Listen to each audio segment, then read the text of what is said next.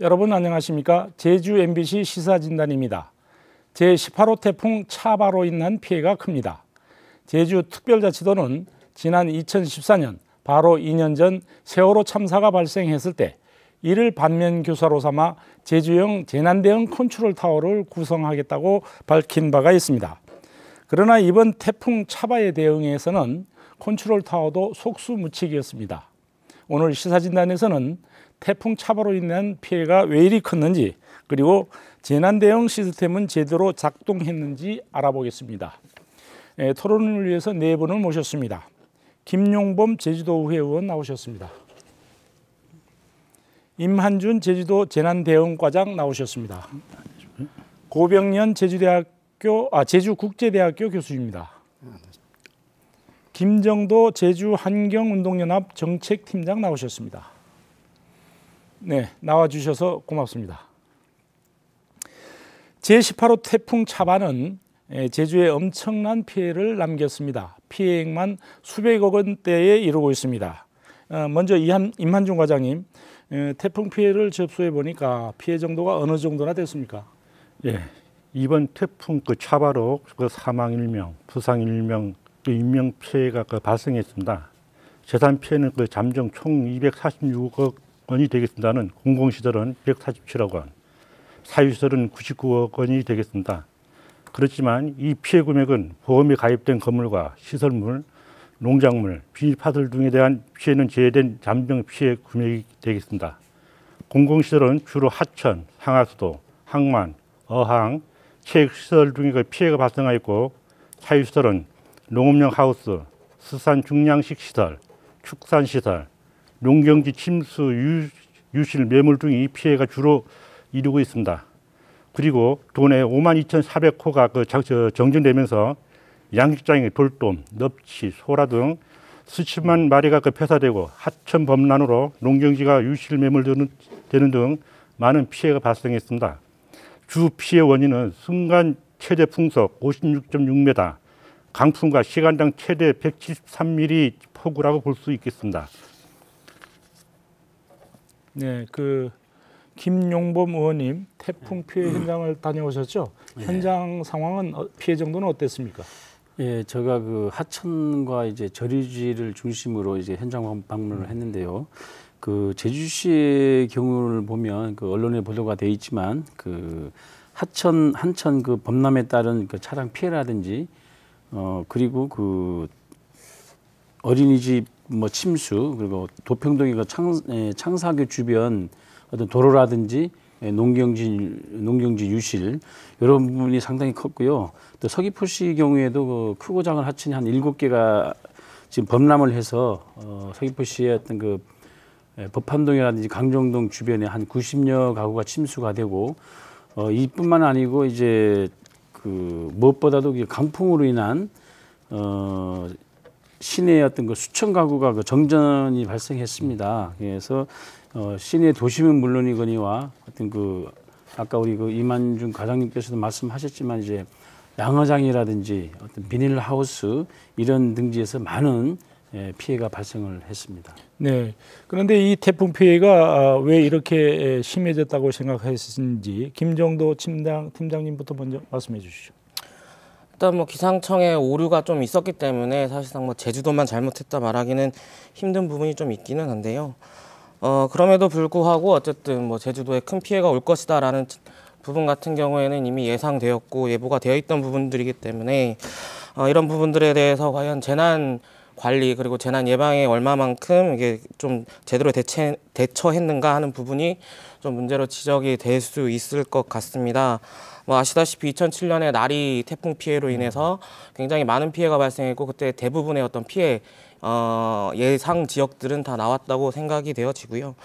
그런 부분들이 있었을 텐데 범람 예상 지역이라든가 아니면 피해 예상 지역이라든가 이런 것들이 다 있었을 텐데 그에 대해서 얼마만큼 좀 대비를 했는가 라는 부분이 좀 문제로 좀 지적을 할 수 있을 것 같고요. 그리고 뭐 범람이 우려가 됐다면 관련해서 뭐 제방을 보강하든가 긴급하게 뭐 물기를 확보하든가 이런 작업들이 좀 병행이 됐어야 하는데 뭐 그런 부분들도 크게 뭐 있었던 것 같지 않고 뭐 바람 피해에 대비해서 뭐 경고를 한다든가 아니면 뭐 적재물 관리랑 아니면 도심 공사장 관리 이런 부분에 있어서도 뭐 특별하게 크게 관리되어 있는 부분은 없었기 때문에 좀 문제가 더 크게 발생하지 않았나 이런 얘기가 나오고 있는 상황이고요. 이렇게 좀 적극적으로 대응이 이루어지지 않다 보니까 전체적인 뭐 도심지 내 피해가 좀 발생을 했다 이렇게 좀 보여지고 특히 하천 범람 같은 경우에는 이번에는 뭐 자동차 피해가 좀 주로 나오긴 했지만 사실 뭐 그 범람 시기 때 뭐 그쪽에 뭐 주민들이 좀 이동을 한다든가 이렇게 만약 했다면 인명 피해로까지 이어질 수 있었던 부분들이기 때문에 이런 부분에 대해서는 좀 더 많은 좀 고민이나 이런 좀 문제 해결에 대해서 좀 자세가 필요하지 않나. 라는 생각이 좀 들어지는 상황입니다. 고병연 교수님은 이 태풍 피해가 심해진 이유를 어떻게 보십니까? 예, 우선 우리가 태풍이라는 어휘를 좀 봐야 됩니다. 태풍인 경우에는 몹시 부는 바람, 그 뒤에 또 풍이라는 게 붙어 있거든요. 그러니까 바람이 피해가 제일 큰 거죠. 그 비는요 부수적으로 따라오는 겁니다. 그래서 제가 볼 때는 이번 피해는 자연적 피해와 인위적 피해 두 가지로 나눠 본다면은 바람에 의한 피해는 자연적 피해고 그 막기가 굉장히 어렵습니다. 불가항력적인 그런 요소들이 많았기 때문에 비닐하우스나 농작물, 뭐 조립식 건물이라든지 양식장 옆에라든지 이런데 피해 또 이 바람을 불면서 바다에서 해일이 일어나고 그러면서 피해가 많았지 않았느냐 이렇게 보고 있습니다. 그런데 인적 피해인 비에 의한 피해는 우리가 그 풍수재해 기본 계획을 모든 도시들이 다 갖고 있거든요, 법적으로. 그리고 방어를 할 수 있도록 이렇게 법 체계가 돼 있습니다. 그럼에도 불구하고 충분히 그 방어해서 피해를 줄일 수 있음에도 불구하고 과연 그게 그 타당적 그렇게 했느냐 하는 겁니다. 예를 들어 가지고 복개 하천에 태풍이 올 때 차를 주차하는데 그렇게 방치한다는 건 있을 수가 없는 거거든요. 그래서 그런 자그마한 거에서부터 그러니까 세세한 것까지도 우리가 신경을 쓰지 못하지 않았느냐. 충분히 그 차만 안 세워도 피해는 굉장히 줄일 수 있는 거였거든요. 그리고 이번에는 날일 때보다도 비가 적었습니다. 훨씬 적었습니다. 그럼에도 불구하고 그 피해를 봤다고 하는 거는 저유지 운영과 관리에 소홀한 게 있지 않았느냐. 이로 인해서 피해가 더 가중되지 않았느냐 이렇게 생각을 하고 있습니다. 네, 이번 태풍이 그 중심 기압이 940 헥토파스칼에 이르는 아주 강한 태풍이었습니다. 이런 것들에 대한 것도 홍보도 좀 미흡하지 않았느냐 이런 생각이 들고요. 그리고 이제 해안이나 하천변에 사는 사람들로 하여금 그러한 주의사항들을 속속들이 이제 홍보하지 못했다 하는 부분도 지적사항으로 나올 수가 있겠습니다. 어쨌든 간에 임 과장님, 지금 현재 피해 복구가 진행되고 있죠? 어느 정도 진행되고 있습니까? 경찰, 군부대, 그 자율방재대, 그 이용소방대, 그 자원봉사들 그 하루 한 2,000명이 그 인력과 장비를 투입해가지고 공공이나 그 사유지를 피해 현장에 대한 응급복구를 실시해 오고 있습니다. 이러한 노력으로 도로, 하천, 항하수도, 공공시설 그 응급복구는 거의 마무리되었으며 현재는 그 일부 하우스, 양식장 사유시설에 대한 응급복구와 해안가 쓰레기 청소들은 그 진행 중에 있습니다. 또한 그 피해 도민 생활 안정을 위하여 주택 침수, 비닐하우스 파손 등 피해 도민에게 재난지원금 33억 5천만 원을 그 확보하여 그 행정시에 지급하고 지급 있습니다. 재난지원금을 추가 확보하여 재난지원금 지급을 조속히 마무리할 계획입니다. 그리고 공공시설에 대해서는 복구계획 수립이 확정되면 국비로 지원받아 항구복구 공사를 시행하게 되는데 정부와 협의하여 복구계획 수립을 최대한 앞당겨 조기 추진할 수 있도록 하겠습니다. 응급복구를 진행함에 있어 인력, 장비, 물품 등의 그 부족함에 따른 어려움이 있지만 많은 기관 단체에서 도움을 주시기 때문에 빠른 시일 내에 응급복구가 마무리될 수 있도록 있을 것으로 보고 있습니다. 이 자리를 빌어 복구에 도움해 주시는 모든 분께 감사의 말씀드립니다. 네, 그 제주도가 특별 재난 지역으로 선포되었죠. 우리 김용범 의원님, 어떤 의미를 담고 있다고 보십니까? 예, 특별재난 지역 선포라는 것은 그 말 그대로 복구 작업을 위해서 재난으로 피해를 본 지역을 선포하는 그 제도입니다. 사실 그 특별재난 지역으로 그 지정이 되더라도 사실상 그 전액보상과 같은 어떤 그 충분한 보상이 이루어지는 것은 아니고요. 일정 부분에 대한 지원금과 피해 지역에 대한 그 의료비 뭐 이런 그 농업인의 어떤 그 우선 융자라든지 상환 유예 그리고 상환 기간 연기 그리고 이자 감면이라든지 각종 세금 감면이라든지 뭐 납부 유예 뭐 요 정도가 지원이 되고요. 자치단체 차원으로는 그 복구 금액에 따라서 국비가 추가 지원이 되지만 정말 이번에 그 피해 도민들의 기대에는 정말 만족하지 못하는 게 그 현실입니다. 그래서 오늘 우리 그 도와 의회 간의 어떤 정책 협의를 했는데 거기에서 이제 대중앙 그 제도 개선 절충 차원에서 공동의 노력을 하는 그 어떤 내용들이 있었습니다. 그 하우스 시설 피해에 대한 그 복구비를 좀 현실화해내자 이런 차원인데 그 현행 보조율이 한 35%인데 그 한 60%로 좀 조정하는 건 하고 그 하우스 시설에 대한 그 피해 복구 대상을 좀 확대하자.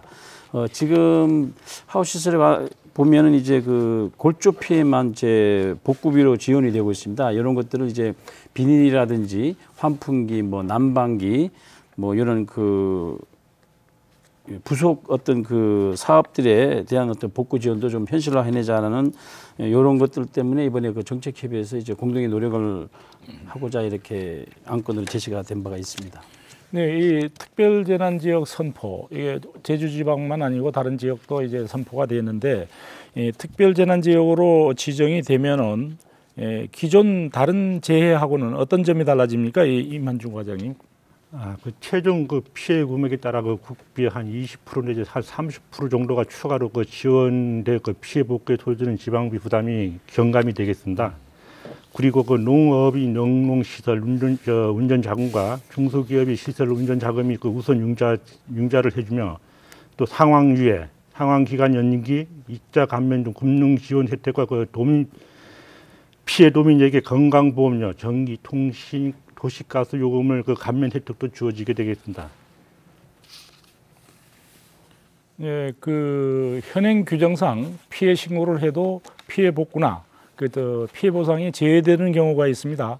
예를 들어서 그 감귤 하우스 비닐 그 양식장을 포함해서 감귤 하우스 비닐 하우스인 경우에 비닐에 대한 골조에 대한 피해만 보상하고 환풍기나 거기를 덮고 있는 비닐 덮개 이런 부속물에 대해서는 보상이 안 되거든요. 이런 것들에 대한 대책은 있습니까? 예, 그렇습니다. 그 실제 농작물이 피해를 입어도 농작물 자체에 대한 보상이 아닌 대파 비용 그리고 그 농약 비용이 지급이 되고 하우스 시설인 경우에는 골조가 파손된 경우만 보상이 되고 있습니다.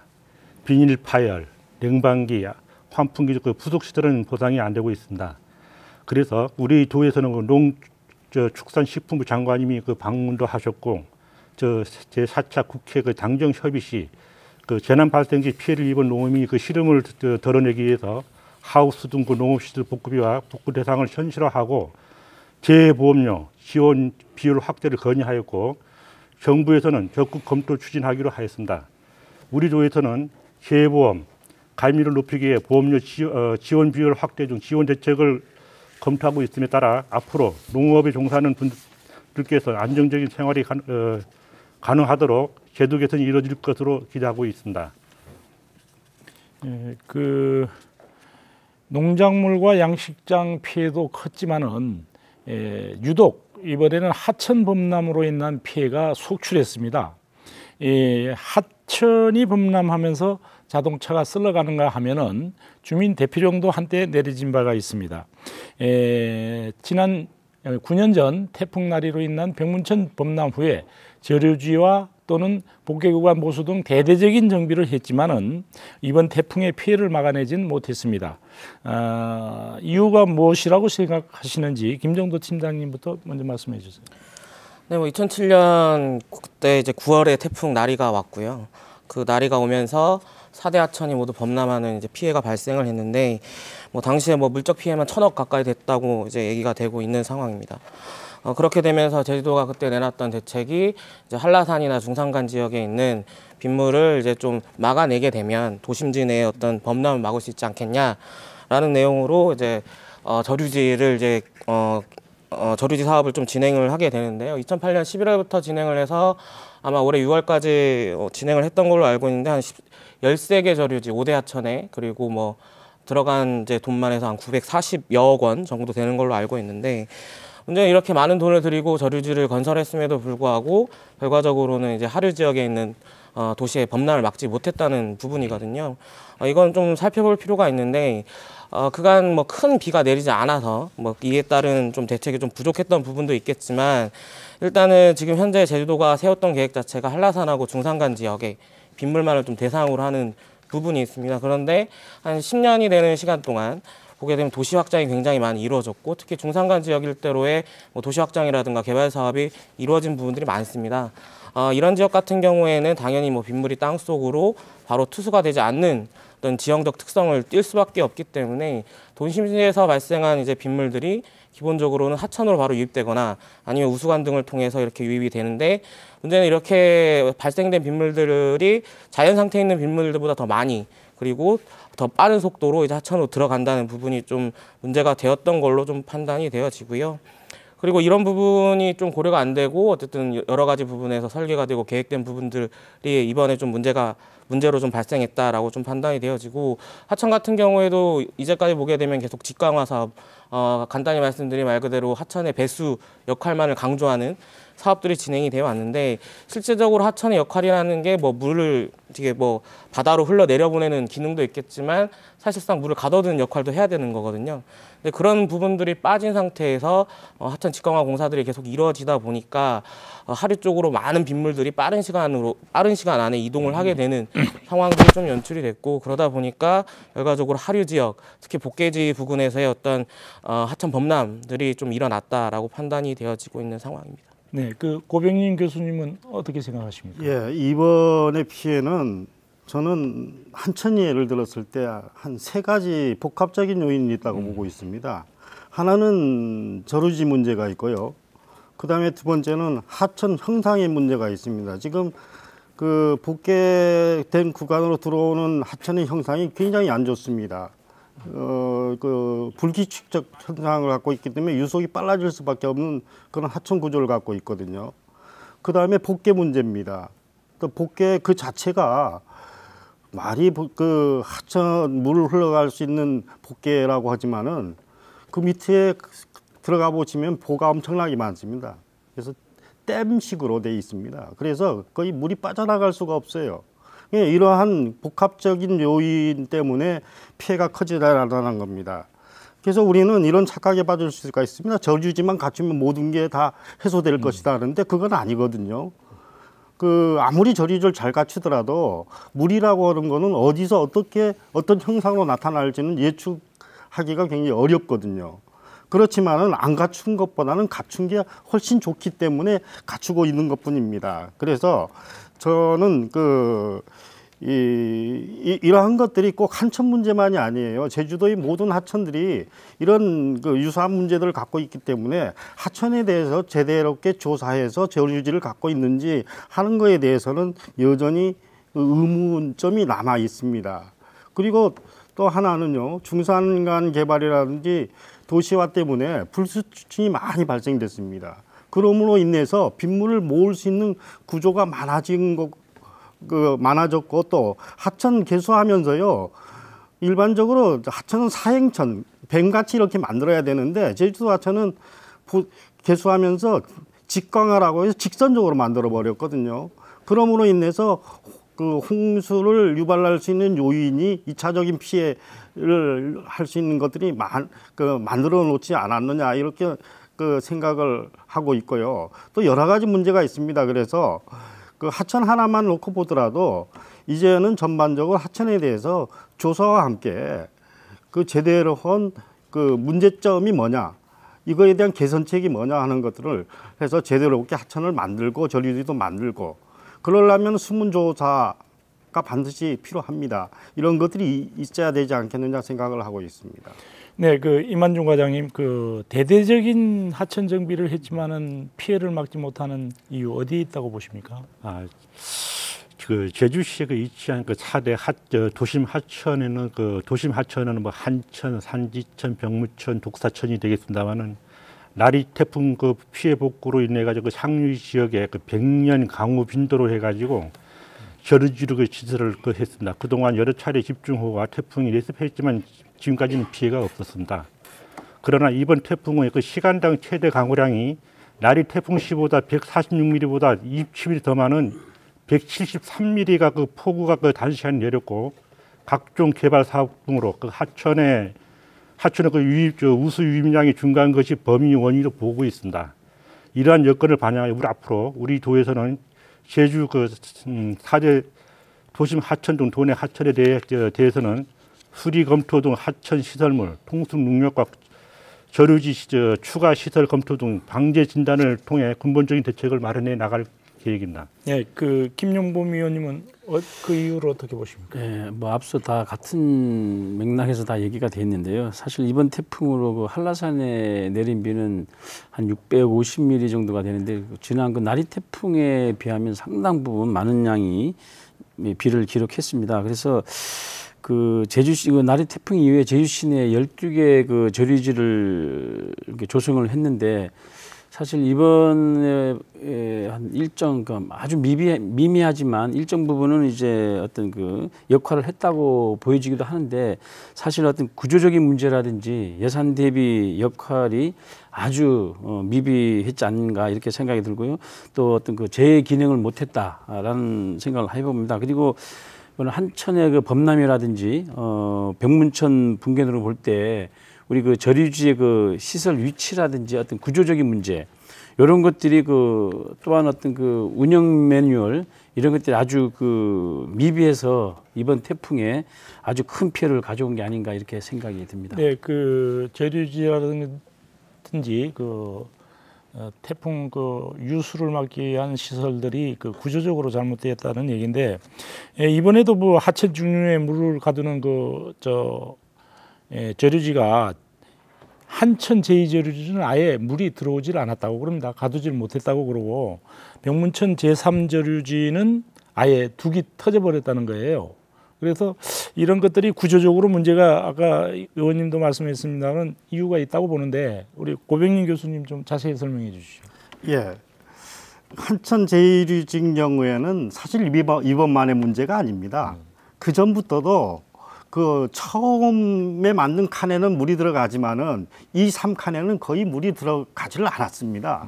그걸 지금까지 그 원인에 대해서 분석하고 개선하려고 하는 노력이 없었다는 거죠. 그 저류지를 만든 게 나리급 태풍을 대비해서 만들겠다고 해서 만든 거 아닙니까? 그러면은 이번 차바 때는 그 피해가 국소화되거나 일어나지 말아야 되는 게 원칙입니다. 그런데 이렇게 일어났다고 하는 거는 분명히 그 한천 제2저류지인 경우에는 그 저류시키는 데 있어서 자체적인 구조적 결함을 갖고 있다. 이렇게 볼 수밖에 없지 않느냐 하는 겁니다. 그래서 이걸 시급히 개선시켜 나가야 되겠다는 거고요. 병문천 제3저류지인 경우에 이 축조한 방식을 보니까요. 그냥 그 땅을 파고 흙을 씌워놓고는 그 석축으로 이렇게 막았단 말입니다. 그러니까 힘을 받을 수 없는 그 저류지 구조입니다. 사실적으로. 그리고 제주도 토충인 경우에는 투성이 우수하기 때문에 물 빠짐이 아주 좋거든요. 그러니까 겉으로 볼 때는 석축으로 막았기 때문에 단단하게 보일지 모르지만 그 사이에 엄청나게 물이 들어갔을 겁니다. 그러면서 그 속에 있던 흙들이 연약화가 되는 거죠. 이게 액체 상태가 되면서 무너져 버렸기 때문에 그 사이에 암이라도 있었으면 덜 했을 건데 암도 없었습니다. 그래서 그 처음부터 설계에 제주도적인 그 토양이 갖고 있는 특성을 반영하지 못한 그런 설계를 했다. 그렇게 해서 저류지를 만들었기 때문에 그 무너질 수밖에 없지 않느냐 하는 겁니다. 근데 이런 문제가 꼭 하천 그 병문천 제3저류지만의 문제가 아니라고 저는 봅니다. 그 전반적으로 우리가 저류지에 대해서 전면 제주도에 있는 저류지에 대해서 전면 재조사를 해가지고 문제점에 대해서 개선시켜야 됩니다. 만약 이런 일들을 하지 않았을 때는 또 다른 저류지가 무너질 수 있다 이렇게 생각을 하고 있습니다. 네, 결과적으로는 저류지의 뚝이 우리가 흔히 얘기하는 사상 누각, 모래 위에 이제 뚝을 만들었다 하는 얘기가 되겠는데요. 그 김정도 팀장님은 어떻게 생각하십니까? 일단 뭐 앞서 교수님이 다 설명을 해주셨기 때문에 거기에 덧붙여서 좀 말씀을 드리게 되면 그 최근에 계속 언론 보도를 보게 되면은 그 여름철 시작할 때 이제 장마철 시작할 때 계속 저류지 좀 가서 저류지 관리 실태 어떤지 이런 보도들을 쭉쭉 이렇게 좀 해왔었는데요. 그때 이제 나왔던 내용들을 보게 되면 좀 제대로 관리가 안 되는 것 같다 이런 부분들이 계속 지적이 되어 왔고 그럼에도 불구하고 그 이후에 뭐 특별한 그쪽에서의 어떤 뭐 관리를 더 늘린다던가 아니면 뭐 문제를 좀 해결하기 위해서 뭐 보수 공사를 한다거나 아니면 뭐 직접적으로 진단을 한다거나 이런 것들은 별로 이루어지지 않아왔거든요. 결과적으로 오랫동안 그런 어떤 위험 요소들을 방치해 왔던 부분이 있는 건데 이거 같은 경우에는 제주도가 굉장히 좀 반성을 해야 될 지점이라고밖에는 말씀드릴 수 없을 것 같고 결과적으로 뭐 계획적인 문제라든가 아니면 공사 시공의 문제라든가 설계의 문제도 있겠지만 결과 더 큰 문제는 뭐 제주도 그리고 두 행정시가 제대로 된 관리 감독을 안 해왔기 때문에 이번 문제가 발생을 할 수밖에 없었던 이유가 있지 않나라는 판단을 하고 있습니다. 그 김용범 의원님, 저류지를 시설하는 데는 또 막대한 예산이 또 들어가지 않았겠습니까? 예. 어떻게 보십니까?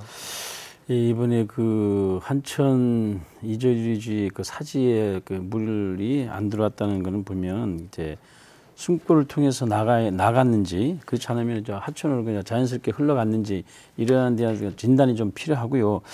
그리고 지금 그 병문천을 예를 들면 그 저 삼저주제 같은 경우에 보면 지금 시설 위치라든지 어떤 그 설계 공사 그 과정에 대한 철저한 조사가 좀 필요합니다. 왜냐하면 지금 가보시면 알겠지만 이제 이렇게 물이 가서 바로 꺾이게 돼 있어요, 이게. 근데 그러면 이렇게 유속이 상당히 빨라지는 부분인데도 불구하고 그게 아까 우리 교수님께서 말씀하셨지만 기초공사 없이 그 큰 덩어리 이 돌을 놓고 그 위에 그냥 석축을 싼 겁니다. 지금 무너진 형태를 보면 전반적인 어떤 기초공사 없이 이런 것들이 지금 그 상당히 문제가 되고요. 어떤 이런 기회에 어떤 그 종합적인 조사가 필요하고 어떤 제가 생각하기에는 어떤 그 총체적으로 봤을 때 어떤 관리 감독이 부재가 아닌가 이렇게 생각이 듭니다.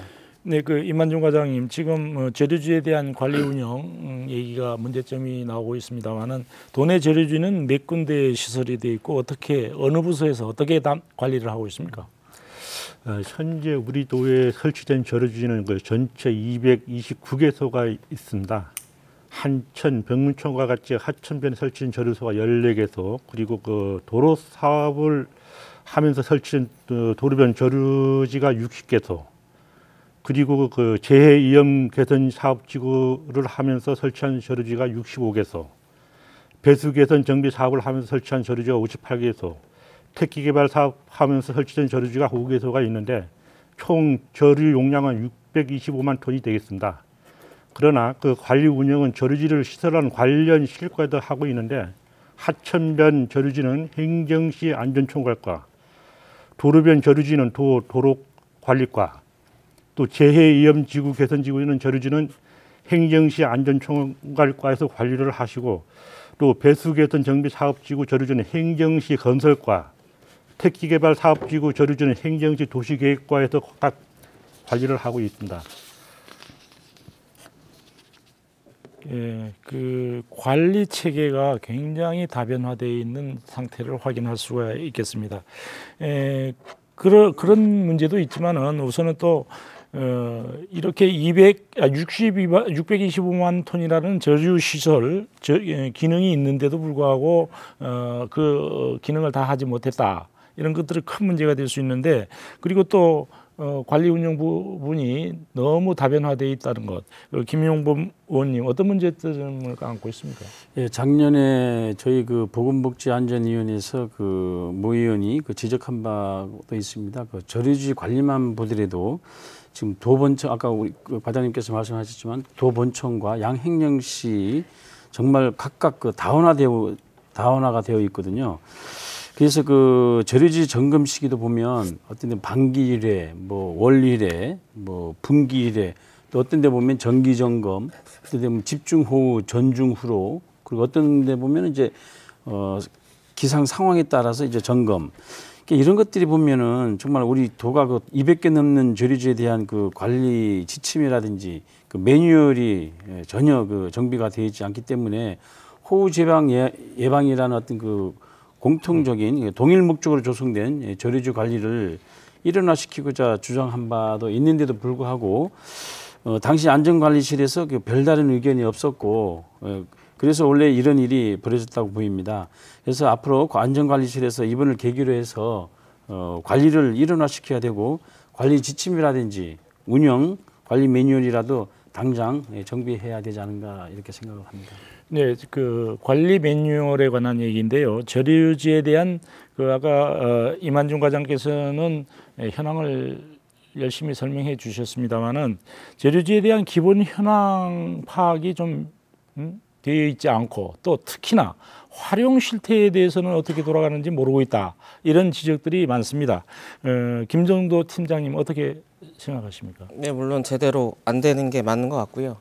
저희도 작년 한 2015년 6월경에 정보공개 청구를 해서 실태를 좀 본 적이 있는데 놀라웠던 사실은 이제 각 과별로 관리하고 있는 저류지가 다르고 그 저류지별로 이제 어떻게 관리하는지도 다르고 심지어 작년에는 관리 지침도 없었습니다. 왜냐하면 저희가 관리 지침이 있는지도 이 질의를 했었기 때문에 그 내용을 보면서 굉장히 놀란 적이 있었는데 근데 사실 이번에 또 여쭤봤더니 아마 5월인가 6월경에 아마 관리 지침이 내려간 걸로 얘기가 되고 있더라고요. 관련해서 이제 전반적인 그 이제 저류지 관리를 위한 이제 지침이 내려왔다 이렇게 얘기를 하시던데 그런 게 내려왔으면 사실 6월달에 내려간 거면 이제 7월달, 8월달 이쯤 되면 태풍 올 거고 9월달에도 태풍이 오기 때문에 사실상 한 달 정도의 기간을 갖고 관리 지침 내 내용에 따라서 관리 감독을 좀 해줬어야 되는 부분들이 있는데 사실 그 부분들이 얼마만큼 좀 진행이 됐는지가 좀 의문스러운 부분이 있고요. 그리고 다양한 과에서 어쨌든 저류지를 만든 이유는 뭐 관련 법령이 좀 다르고 관리 계획이 다르기 때문일 텐데 뭐 그럼에도 불구하고 어쨌든 간에 저류지가 굉장히 많기 때문에 이런 부분들은 어떤 통합 운영 관리 시스템이라든가 이런 걸 통해서 전반적으로 관리할 수 있는 좀 체계를 갖출 필요는 있어 보이고요. 만약 이런 체계 없이 지금과 같이 그냥 각 실과별로 저류지를 관리하고 감독을 하게 된다면 뭐 상호 유기적인 어떤 활용이라든가 이런 것들이 전혀 불가능하기 때문에 이런 부분에 대해서는 제주도 차원에서 좀 더 고민이 필요하지 않나라는 생각을 하고 있습니다. 네, 그 고병림 교수님 의견은 어떻습니까? 예, 이게 부단 하천뿐만이 아닙니다. 지금 저류지가 곳곳에 많이 만들어져 있습니다. 근데 이런 저류지에 대한 기능이 제대로 작동되고 있는지 하는 거는 저 자체도 확신할 수가 없습니다. 그래서 이에 대한 조사가 시급해야 되겠다는 거죠. 그래서 조사에서 미흡할 게는 개선을 해야 됩니다. 만들면 뭐 하겠습니까? 사용을 해야 되기 때문에. 그리고 최근에 그 택지 개발이 많이 되면서 또 이 연립이라든지 이 관광시설 많이 하면서 개인이 만든 저류지들도 많이 생겼습니다. 그런 저류지들이 제대로 만들고 작동되고 있는지까지도 같이 조사를 해가지고 그 문제가 있을 때는 개선 명령도 시키고 그러면서 하나하나씩 그 준비해 나가면은 피해는 반드시 줄어들 수 있다 이렇게 얘기할 수 있습니다. 네, 그 기후 변화로 예전과는 다른 강력한 그 어떤 태풍이라든가 폭우가 예상되고 있습니다. 기후 변화에 맞는 저류지 관리 정책이 달라져야 하지 않는가 이런 생각이 드는데 계속해서 고병림 교수님께서 좀 말씀해 주시죠. 그 저류지가 있다고 해서 홍수 방어 체계가 완벽하고 안전하다고 이렇게 말할 수는 없습니다. 저류지 외에도 여러 가지 부수적인 것들이 많이 들어오거든요. 예를 들어 가지고 홍수터를 설정해서 저류지로 안 됐을 때는 일정 부분을 물에 잠기게 만들 수밖에 없습니다. 그래서 다른 지역의 피해를 격감시켜든지 이러한 그 방안들이 설정돼 있어야 됩니다. 그러기 위해서는 그 수문 조사에 대해서 충분한 그 조사와 분석, 분석한 결과를 설계에 반영하는 이런 노력들이 있어야 됩니다. 그런데 지금까지 우리가 하는 노력을 보면은 좀 땜질식 처방이 많았지 않았느냐는 겁니다. 임시적인 처방을 많이 하는 거죠. 그럴 경우에는 언젠가 반드시 다시 또 문제가 터질 수밖에 없습니다. 특히 태풍이 길목인 제주도인 경우에는 보다 강화된 홍수 방어 체계가 있어야 됩니다. 이 강화된 홍수 방어 체계를 갖기 위해서는 더 많이 노력으로는 안 되거든요. 그래서 중앙 정부에서 이에 대한 적극적인 재정적인 지원도 필요하다고 생각합니다. 네, 이해를 돕기 위해서 아까 수문 조사를 해야 된다고 했는데 이때 이 수문은 우리가 말하는 물을 가두는 수문이 아니고 소위 말해서 쉽게 얘기하면 수맥을 얘기한다고 보면 될 것입니다. 김용범 의원님은 저류지 관리 정책 어떻게 달라져야 된다고 보십니까? 예, 지금 12개 저류지에 대해서 이번 태풍으로 얼마만큼 이제 홍수량 저감을 이뤘는지, 그리고 어떤 부족했던 역할, 어떤 기능이 어떤 건지, 그리고 그에 따른 어떤 원인이 무엇인지, 제대로 된 어떤 평가와 분석이 이루어져야 된다고 생각을 하고요. 그리고 이번 태풍으로 확인되는 저류지 상황은 저류지 입구 안팎에 어떤 토사들이 밀려와 가지고 바닥에 쌓이고 저류지 바닥에 뻘처럼 진흙이 쌓이는 경우가 생기고 있습니다. 그래서 토사 퇴적물을 중장비로 준설해야 되는데, 사실 이게 저류지를 따라서 중장비 진입로가 개설돼야 하는 좀 어처구니 없는 일이 발생할 수도 있고요. 이러다 보니까 퇴적물에 따른 예산과 환경 영향에 어떤 피해를 주는 꼴이 된 거죠. 그래서 저류지가 재구실을 할 수 있도록, 그리고 제대로 된 위치 선정과 어떤 설계 기준에 따라서 건설돼야 하고, 그에 따라서 어떤 정책들이 새롭게 개발돼야 되지 않나 이렇게 생각을 합니다. 네, 결국은 저류지 추가 건설하는 것이 필요하다 이런 의견이신데요. 저류지 추가 건설 어떻게 생각하십니까, 우리 임한중 과장님? 최근 기후 변화로 인해 가지고 기상 이변이 많이 발생하고 있습니다. 앞으로 이번 태풍 차바 때보다 더 큰 강수량이 올 수도 있으므로 사전 대비 차원에서 저류지 추가 설치는 필요하다고 생각합니다. 하지만 제주시에서 하천 홍수위 저감 시설 저류지에 대한 효과 분석을 향후 시간당 200mm 이상 호우를 대비하여 근본적인 피해 예방 검토를 위하여 방제 진단 용역을 시행할 계획이 있으므로 제 입장으로는 용역 결과를 지켜보고 결정하는 것이 좋다고 생각되겠습니다. 네, 김용범 의원님 아까 저류지 진입로 얘기도 말씀해 주셨는데 추가 건설 어떻게 보십니까? 예, 저는 아까 진입로 같은 경우는 애시당초에 이런 어떤 설계라든지 이런 것들이 잘 되었으면 필요가 없는 상황인데도 불구하고 이번에 이런 토사 퇴적물 때문에 진입로를 퇴적물 준설 작업하려면 중장비가 가야 되지 않습니까? 그런 차원에서 개설을 해야 된다는 얘기고요. 꼭 반드시 개설을 하라는 건 아니고요. 그런 피해가 없도록 사전 예방이 했으면 좋았을 텐데, 그리고 저류지 추가 건설의 어떤 필요성은 당연히 있긴 있습니다. 그러나 이번 피해에 대한 원인 조사를 통해서 앞으로의 대책을 마련하는 것이 더 절실하다고 생각 들고요. 그리고 또 저류지와 하천에 대한 전반적이고 어떤 철저한 조사를 실시한 후에 기존 저류지에 대한 어떤 효과 분석도 같이 실시하고, 그러고 난 후에 추가 저류지 건설에 대한 고민을 해야 되지 않는가 이렇게 생각을 합니다. 네, 우리 김정도 팀장님은 어떻게 생각하십니까?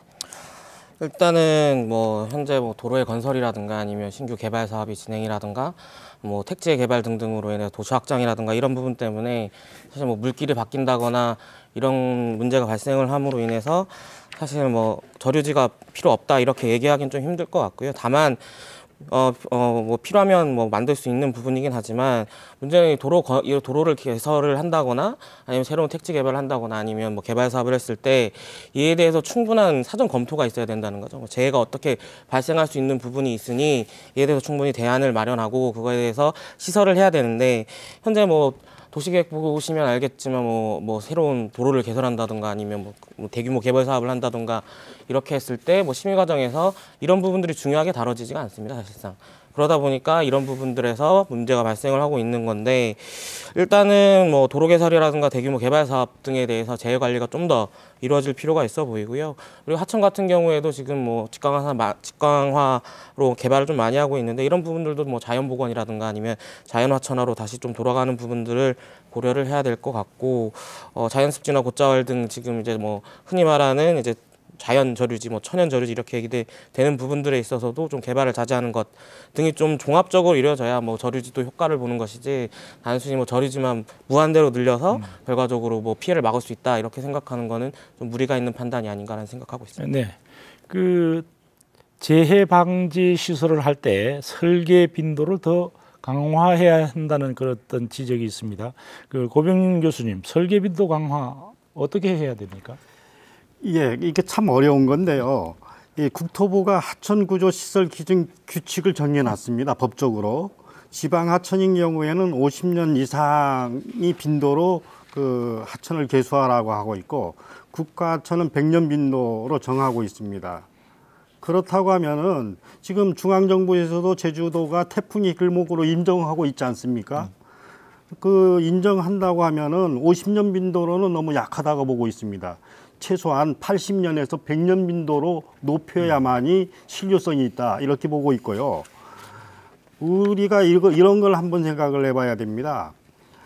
한천인 경우에는 이제 저류지를 갖추었더라도 빈번하게 홍수 범람이 일어나고 있지 않습니까? 그럴 경우에는 국가에다가 한천인 경우에는 국가하천으로 격상시켜달라고 하는 요청도 필요하지 않나 이렇게 생각을 하고 있습니다. 그래서 국가적으로 요청을 하고 하면은 그냥 말로는 안 되거든요. 그러니까 이제 홍수 추적이라든지 하천 수용 능력 이런 것들에 대한 보고서를 만들어 가지고 그 자꾸 홍수 범람이 일어나니 이거는 국가적 차원에서 지원을 하든지 아니면 국가적 그 차원에 준하는 그런 비용을 대든지 해 주십시오 하는 그런 요청도, 그런 노력도 필요하다 이렇게 생각하고 있습니다. 네, 그 김정도 팀장님은 이 설계 빈도에 대해서 어떻게 생각하십니까? 사실 뭐 설계 빈도에 얘기를 할 때 50년, 100년 얘기도 하고 80년 얘기도 나오긴 하는데, 실상 그거에 비해서 과연 기후변화 속도가 거기에 맞춰져 있는지를 좀 판단을 해볼 필요가 있을 것 같습니다. 왜냐하면 아시다시피 올해 그리고 작년 같은 경우에도 굉장히 많은 이상 기후가 발생을 해가지고 뭐 가뭄 피해라든가 폭염 피해라든가 심지어 폭설 피해가 내서 비행기가 안 뜨는 경우도 있었고요. 이런 부분은 결과적으로 뭐 강우나 폭우에도 분명히 영향을 주고 있는 것으로 보여지는데, 앞으로 뭐 폭우나 아니면 강우나 태풍 빈도가 더 강력해질 거라는 거는 이미 뭐 전 세계가 인정하는 부분이고, 우리나라 기상청에서도 제주도가 가장 큰 피해를 입을 것이다라고 예측하고 있고 예상을 하고 있기 때문에, 이런 부분들을 좀 더 보강을 해서 좀 계획을 마련할 필요가 있고, 단순히 뭐 빈도를 높이거나 뭐 이런 부분으로만 접근할 것이 아니고 기후변화라는 측면을 좀 더 많이 고려를 해서 어떤 설계나 계획을 좀 하는 것이 마땅하지 않나라는 판단을 하고 있습니다. 그 설계 빈도라는 것이 결국은 100년 빈도라고 했을 때 100년에 한 번 올 수 있는, 그리고 50년이라고 했을 때는 50년에 한 번 올 수 있는 빈도라는 거죠. 결국은 그 빈도라는 게 내일 올 수도 있고 10년 후에 올 수도 있다는 것 아니겠습니까? 다만 100년에 한 번 내리는 비예량이나 그런 것이 어떻게 되느냐, 이것이 이제 설계 빈도에 작용을 하는 것인데, 이 설계 빈도 강화, 김용범 의원님은 어떻게 생각하십니까?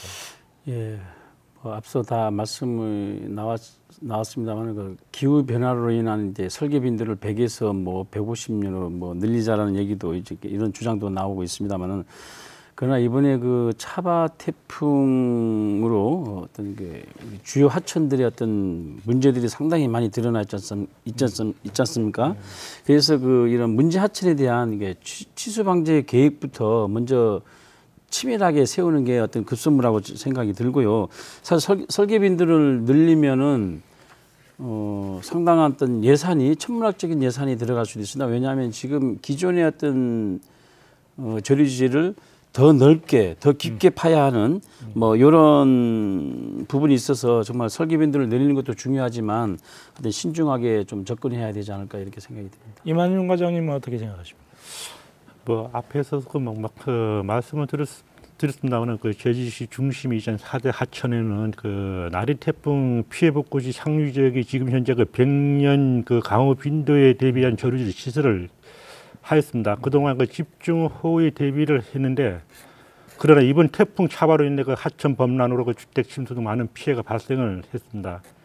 앞으로 그 강우 빈도를 한 200년으로 상향해야 할 것이 아니냐는 그런 지적을 또 있습니다. 이러한 지적에 대해서는 앞에서 말씀드린 바와 같이 앞으로 시행하게 될 방제 진단 용역 결과에 따라 가지고 강우 빈도 상향 등 그 종합 대책을 마련하도록 추진하도록 하겠습니다. 예, 설계빔도만이 아니고 일부 시민단체에서는 이제 하천 범람의 원인을 복개 구간으로 보고 이런 복개 구간을 철거해야 된다는 이런 의견도 있습니다. 김정도 팀장님, 당사자로서 어떻게 생각하십니까? 일단은 뭐 당연히 복개가 철거돼야 된다라는 입장을 가지고 있고요. 일단 2007년에 나리 피해가 발생했을 때 당시 소방방재청에서 관련해서 피해 조사를 하면서 왜 피해가 발생했는지를 좀 조사를 한 적이 있는데요. 당시 보게 되면 이제 4대 하천 등 이제 하천의 복개 구조물 통수 단면이 통수 단면을 초과하는 호우가 발생했을 때는 결과적으로 도심지 복개 구간이 범람할 수밖에 없다라는 내용의 이제 그 결과를 좀 발표를 했고, 당시 또 덧붙인 얘기가 빗물로 인해서 뭐 나무 토막이 떨어내려오든가 아니면 뭐 토석이나 이렇게 떠내려와서 구조물을 막게 될 경우에는 결과적으로 복개 구간이 하천으로서 역할을 하지 못하고 인근 지역에 범람이 발생할 수밖에 없다라는 이런 분석을 내놨습니다. 그래서 이 내용을 갖고 또 2008년에 보고서 내면서 당시 이제 또 하천 복개가 근본적으로 이제 좀 돼야 되는 부분이다라는 내용까지 나왔었는데요. 이번 같은 경우에도 뭐 얘기가 나왔던 게 보게 되면 뭐 복개 구조물이 나리 때 그 피해를 받기 때문에 한 104mm 뭐 강수량 기준으로 해서 일부 공사를 했다. 근데 이번에 170 이상 내린 거 아니겠습니까?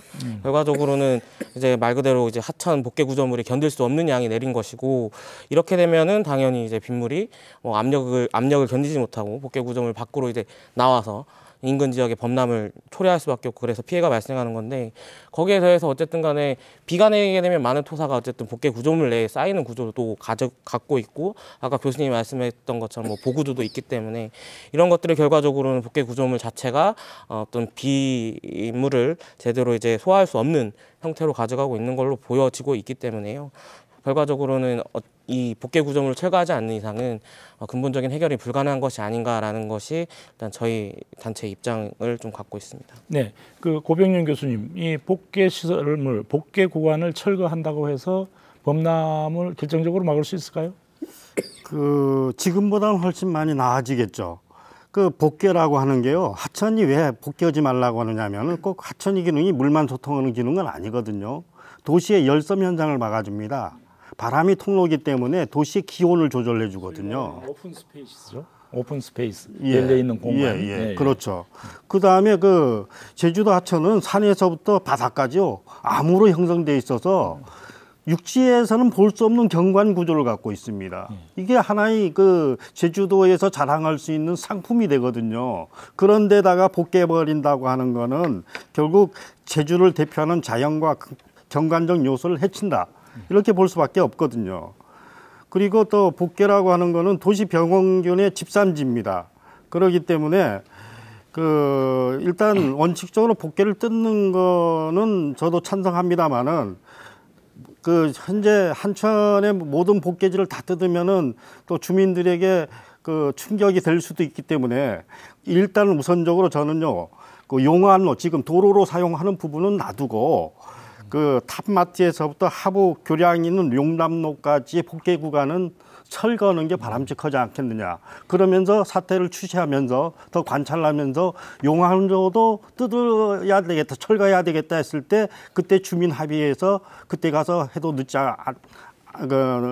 될 것이다, 이렇게 생각을 하고 있습니다. 네.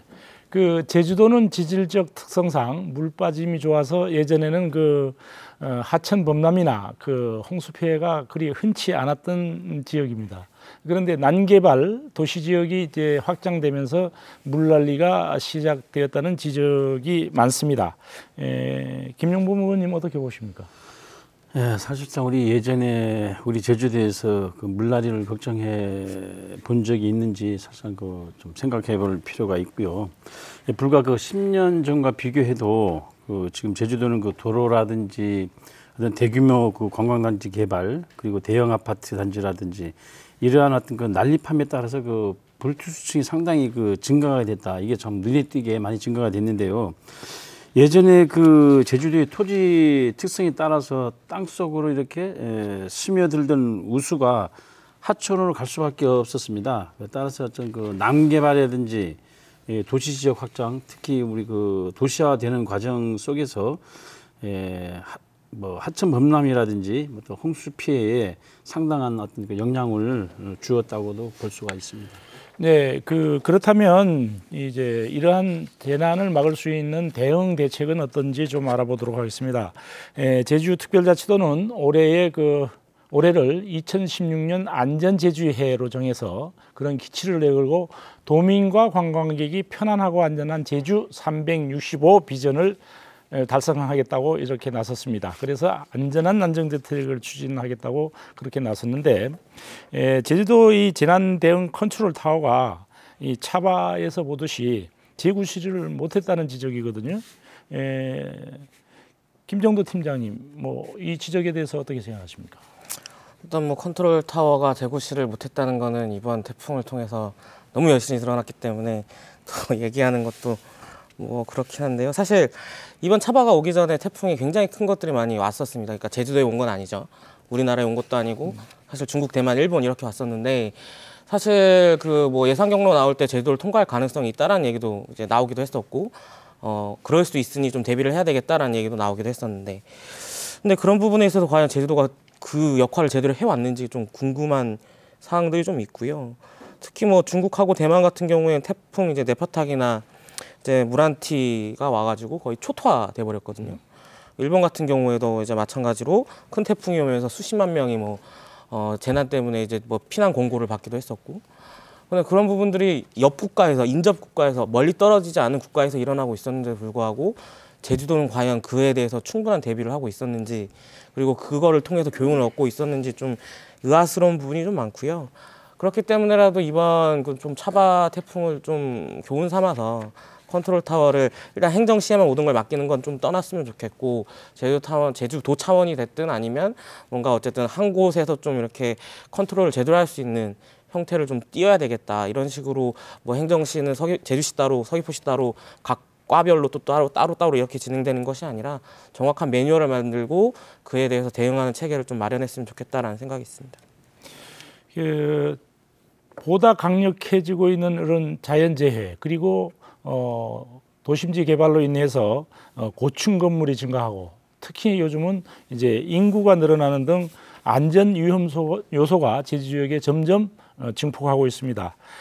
재난 대응 방제 시스템은 어떻게 구축해야 되는지 우리 김용범 의원님부터 말씀해 주시죠. 예, 앞으로 제주는 그 기후 변화 영향에 따른 뭐 어저께부터도 이렇게 나왔지만 해수면 그 상승이라든지 그 슈퍼 태풍이 증가할 것으로 예상이 됩니다.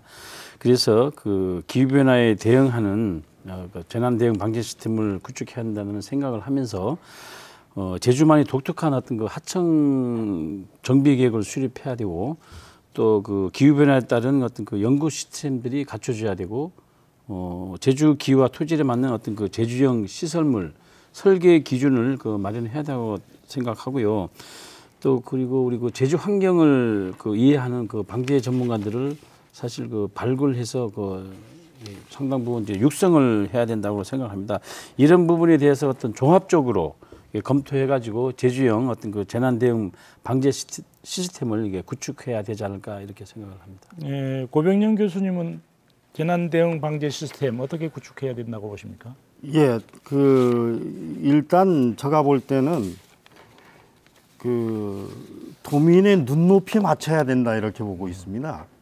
도민들이 느끼는 거는 아니라고 하는데 행정은 열심히 하고 있고요. 그러니까 그 눈높이에 맞췄을 때 일관성 있고 강력한 그 시스템이 발휘가 되거든요. 그래서 민간 시너지를 발휘하기 위해서는 제가 뭐 여기서 제안했다고 되는 건 아니지만 예를 들어서 재난대응 민관위원회를 만들어서 과연 이 시스템이 잘 들어가고 있는지 이걸 검증도 좀 받아야 되지 않겠느냐. 그랬을 때 컨트롤 타워가 잘 운영되지 않겠느냐 하는 그런 생각을 갖고 있고, 또 하나는 제주도는 산업지역임에 불구하고 한라산 등에 대해서 아직 그 미개축 유역으로 남아 있습니다. 이걸 계속 이런 식으로 남겨놨을 때는 계속 홍수 범람을 가중할 수밖에 없다, 이렇게 보고 있고요. 그다음 태풍을 우리가 생각해 봤을 때 과연 제주도에 바람 예경보 시스템이 구축되어 있느냐 하는 거죠. 안 돼 있습니다. 태풍이 가장 큰 피해는 바람이고 그다음에 홍수거든요.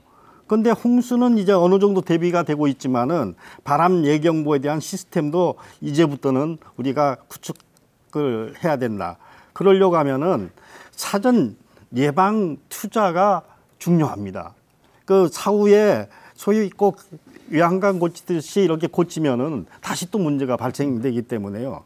그래서 그 피해 발생 후 복구도 중요하고, 그렇지만은 이제 앞으로는 우리가 사전 예방 사업을 할 수 있는 패러다임으로 전환하는 게 필요치 않느냐, 이렇게 생각하고 있습니다. 예, 김정도 팀장님, 그 재난 대응 방지 시스템 어떻게 가져가야 될까요? 네, 뭐 앞서 말씀해주신 내용과 크게 다르지 않은데요. 하나만 더 좀 덧붙이자면, 아까도 말씀드렸다시피 큰 태풍이 오고 뭐 예상 진로가 정확하지 않아서 이제 제주도에 피해가 올 가능성이 예상이 되는 경우에도 사실 관련된 내용으로 뭔가 조치를 취하는 부분이 좀 부족한 것 같습니다. 이번 뭐 차바 같은 경우에 사실 제주도를 안 온다 뭐 이런 얘기가 나왔다가 한 3번 정도 변경되면서 결국 뭐 제주도와 이제 뭐 울산, 부산 지역으로 피해 갈 거다 이런 예측이 나왔는데, 이렇게 예측 시스템 자체가 좀 불안한 경우, 좀 이제 부족한 경우에는 사전 예방 원칙을 좀 세워서 그에 따른 좀 대책을 마련하는 게 가장 중요하다고 좀 판단이 되어지고요. 최소한 이제 위험 요소가 뭐 많지는 않더라도 눈에 보이게 될 경우에는 그에 대해서 즉각적인 좀 예방 조치를 취하는 방안들을 좀 마련할 필요가 있어 보이고, 이왕 하는 김에 이제 뭐 예전에 발생됐던 피해 지역들에 대해서는 상시적으로 좀 감시 체계를 좀 구축하는 것이 어떤가라는 생각을 해보고 있습니다. 네, 그 제주형 방지 시스템 이제 토론을 진행하다 보니까 마무리할 시간이 됐습니다. 이 제주만이 갖고 있는 방지 시스템을 구축하기 위해서 어떤 노력들이 필요한지 간단하게 말씀해 주십시오. 임만중 과장님부터. 네, 뭐 지난해 그 7월 1일 날 그 안전관리 조직의 안전관리를 확대 신설돼 가지고 안전관리 그 컨트롤 타워 역할을 지금 담당하고 있습니다. 축적된 자료와 경험이 미흡합니다만 협업부서 업무, 그 협조 체계가 역할 정립의 신설 초기 어려움이 많았지만 상황관리 체계 정비, 그리고 유관기관과의 협업 체계 강화, 면유리 정비 등 컨트롤 타워를 역할 수행을 위해 많은 노력을 지금까지 해왔습니다. 그리고 이번 태풍 차바의 경우에도 우리 도에서는 지방 기상청과 기상정보 공유를 통해 선제적 그 대응을 위해서 유관기관, 협업부 등과 협력 체계를 강화하고 사전 대비 대응에 총력을 기울여 왔습니다. 태풍이 제주 접근함에 따라 사전에 상수 침수 지역, 하천, 대형 공사장 등 그 취약 지역에 대한 사전 점검과 상황 판단 회의를 실시하면서 상황을 수시로 점검하고 있습니다. 네, 그 김용범 의원님 어떤 노력들이 필요할까요?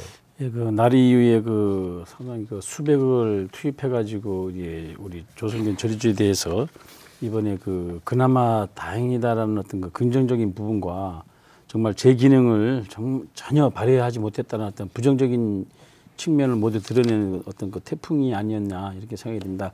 사실 시간당 강수량을 비교하면 그 나리 때보다 배 이상 가까운 이런 그 심각했다고 보여지는데, 이번을 계기로 해서 종합적으로 그 진단하고 또 검토해가지고 구체적으로는 하천을 어떻게 정비해야 최선의 방법인지, 그리고 검토하고 좀 더 나아가서는 어떤 100년을 내다보는 우리 제주형 재예방 대책을 수립하는 계기가 되었으면 하는 바람입니다. 네, 김정도 팀장님요.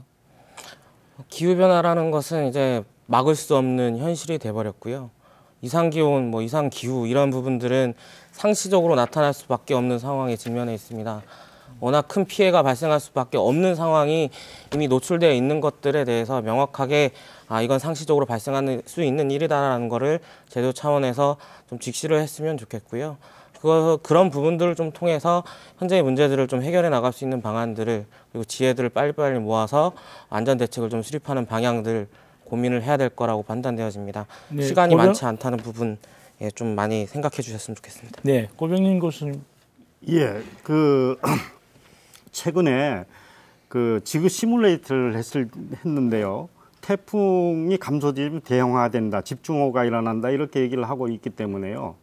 저는 일단 우선적으로 제주도가 할 수 있는 거는 하천과 저지대에 대해서 전면 재조사를 실시하면서 홍수 방어 체계가 구조물적인 부분과 비구조물적인 부분이 있거든요. 이런 것들에 대해서 좀 체계를 좀 갖춰보자는 겁니다. 그래서 예를 들어 가지고 지금 현재 우리 제주도의 저류지는 단순 저류지로서 지역 내 저류를 하고 있거든요. 그럼 지역 내 저류도 필요한데 지역 내 저류를 하려면 토지가 필요하지 않습니까? 그걸 기존에 있는 토지로 하자. 예를 들어서 공원이나 녹지, 학교 운동장 이런 것들도 활용해 볼 수 있는 이러한 종합적인 대책들이 필요하다고 생각을 하고 있습니다. 네. 비상 상태인 경우에 그렇다는 얘기죠. 학교 운동장이라든가 이런 경우에. 예, 오늘 여러 가지 말씀 고맙습니다. 예. 이 자연재해는 인간이 자연의 섭리를 거스르는 데서 오는 필연적인 결과입니다.